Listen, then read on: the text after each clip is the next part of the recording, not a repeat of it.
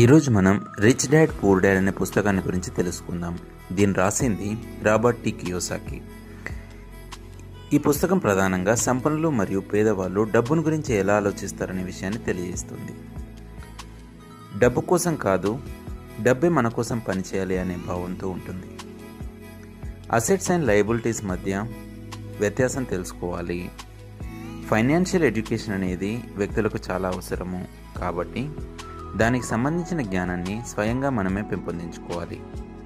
ఉద్యోగం కంటే వ్యాపారం అనేది చాలా మిన్న. ఉద్యోగం చేస్తే ఆదాయం పరిమితమవుతుంది, కానీ వ్యాపారము లేదా పెట్టుబడులు చేస్తే అవకాశాలు అనేవి విస్తరిస్తాయి. రిస్క్ తీసుకోవడానికి ఆలోచించకూడదు. ఎవరైతే రిస్క్ తీసుకుంటారో వాళ్ళు మాత్రమే ముందుకు పోగలుగుతారు. నిజమైన పేదవాళ్ళు డబ్బు లేనివారు కాదు, ఆలోచనలు లేనివారు అనే విషయాన్ని ఈ పుస్తకం తెలియజేస్తుంది.